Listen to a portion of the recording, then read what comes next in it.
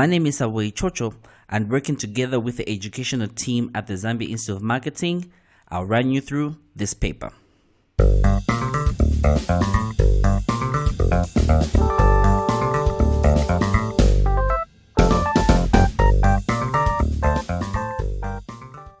Question number 1.1. Which one of the following assets may be classified as a non-current asset in the accounts of a business? So we have A, inventory. There is B, a motor vehicle held for resale. There is C, office furniture. And there is D, a hire purchase creditor. Now, what we are being asked is what is classified as a non-current asset. So there are non-current assets and there are current assets. And what an asset is, it is that which a business owns and is able to use and dispose of or turn into cash within a period of more than a year. Now, I need to be very clear about that. It is a current asset if it is such that a business can convert it into cash within a year. It is non-current if that particular asset is that which a business can use for more than a year to convert into cash. So when you look at these, inventory won't apply because inventory is meant to be disposed of within a year.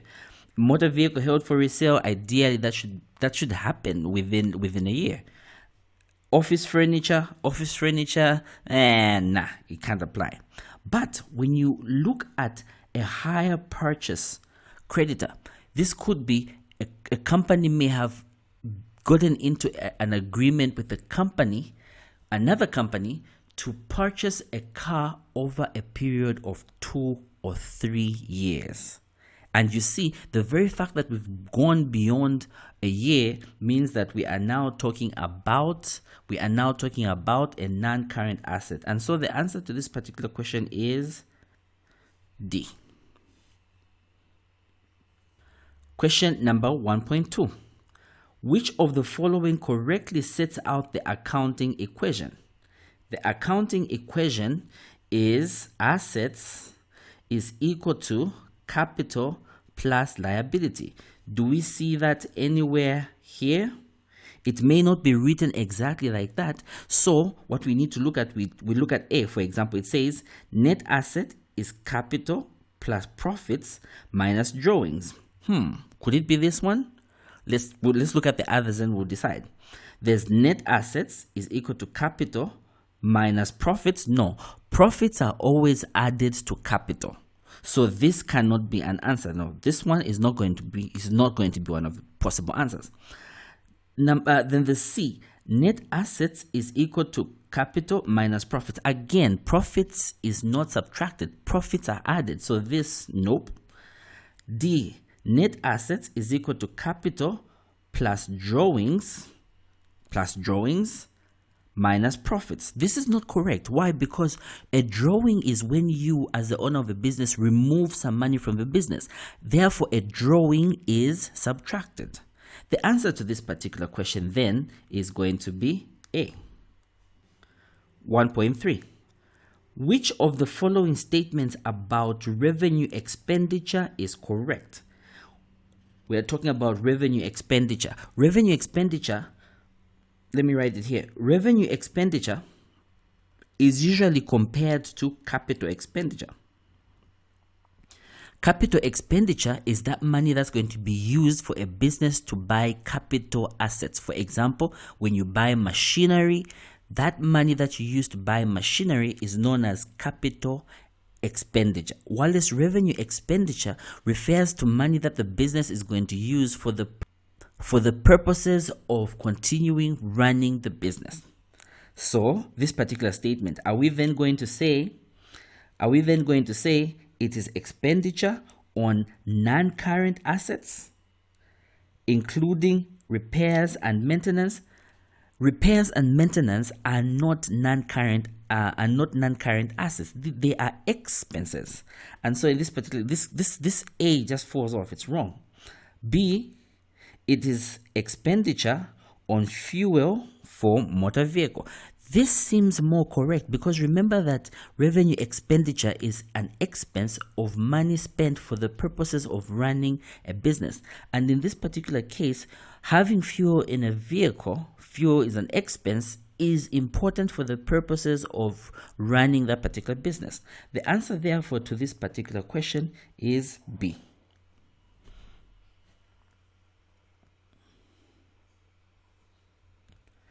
(1.4) Which of the following is a book of prime entry?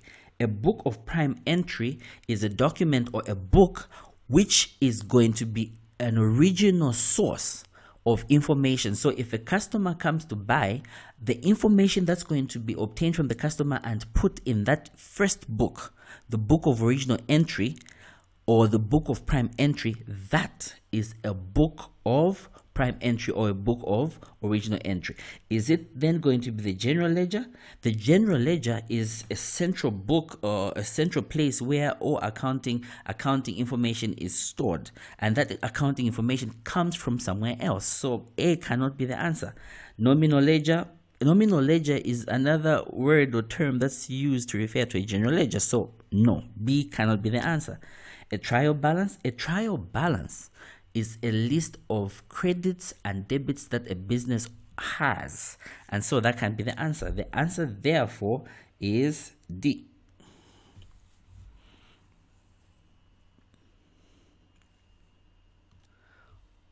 (1.5) Amos Banda bought a shirt for 450 kwacha and was given a discount of 5%. How much did he pay for it? How much did he pay for the shirt? That's what this question is asking us. So this is really pretty straightforward. What I'm going to do is, let me just move the calculator like this, where you can see it's 5%. Okay, so it's 5%.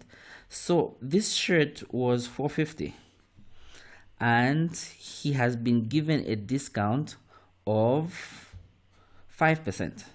So that's 0.05, right? Boom. Then this is how much he'll pay less by 22 kwacha 50. So we're going to subtract this from the purchase price, original purchase price, and therefore the answer is 427 kwacha 50. 400, yes. The answer is C. 1.6. Which prime entry record is used to record returns inwards? Return inwards are when we have sold goods to a customer and the customer brings back these particular goods to us for whatever reason. It could be that it may have been the wrong quality, or it could be that it may have been the wrong quantity, or it could be that the particular goods that we sold had a fault. So the customer is bringing this stuff back. In what book would we record these particular returns? Is it going to be in the sales returns daybook? Is it going to be in the purchases returns daybook, or in the cash book or the journal?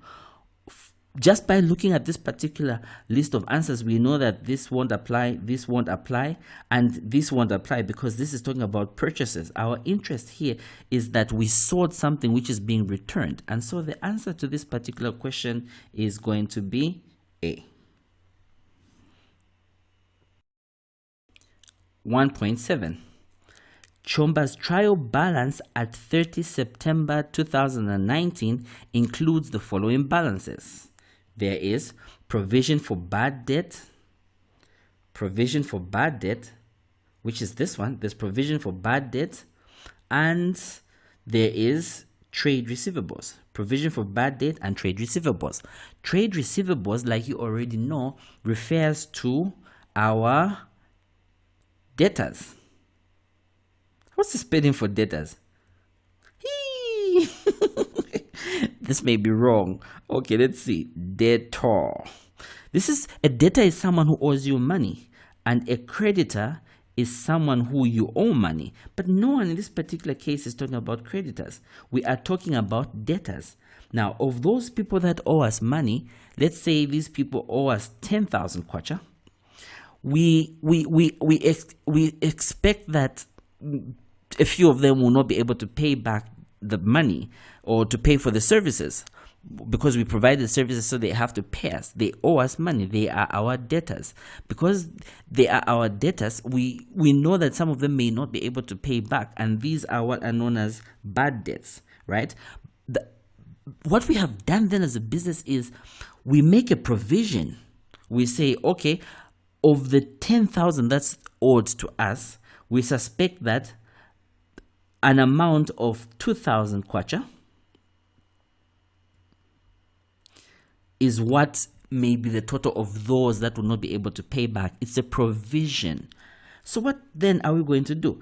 We are going to get this same 750,943 and subtract 4,751. Okay. It means that there is an asset base of this particular amount. But from this particular asset, we have made a provision, a takeaway of 4,751. And therefore, if you look at the answers, we're going to check on whether in the answers we have this particular figure here. It is not this one. It is here. It is not here. And it is not here. The answer, therefore, to this particular question is B. 1.8. In the trial balance, the balance on the provision for depreciation account is, like you already know, depreciation is loss of value over a period of time. Loss of value. So for example, if you bought a car at 60,000 kwacha, every year that car's value may be going down by 2,000 kwacha. Every year it's going down by 2,000 kwacha. Now, this is accumulated depreciation. But businesses make provisions. Businesses make provisions for depreciation. And then that means that the business may have a depreciation account. Provision for depreciation is always credited. And so this is what this question is asking. Is the provision for depreciation account shown as a debit? The answer is no. Is it shown as a credit? The answer is yes. 1.9. Manda bought a machine paying by cash for 6,700 kwacha. Which of the following describes the double entry accounting for or of this transaction? Double entry, yes, in accounts is always about double entry. What's debited must be equal to what is credited. So remember that you debit the receiver and credit the giver. In this particular case, cash is going out. So we know that whatever the case, cash is going to be credited. Cash. What are we then going to debit? Bought a machine. Bought a machine. It means that we are going to debit the machine account. So is it then going to be A? A says debit bank accounts. Debit bank account? No, there's no bank involved here. So this is automatically falls off. B, debit cash. We can't debit cash because cash is giving out. So no. B, debit computer account. There's no computer involved here. So no. The answer then is D. 1.10. What is the meaning of a flexible budget? Is it a budget? Is it A? A says it is a budget which is designed to remain unchanged, irrespective of the volume of output. Is it B?